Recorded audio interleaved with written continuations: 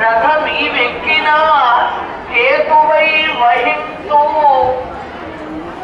నువ్వు రథాన్ని కనుక అధిరోహిస్తే ఆ జెండాగా నేనుంటా.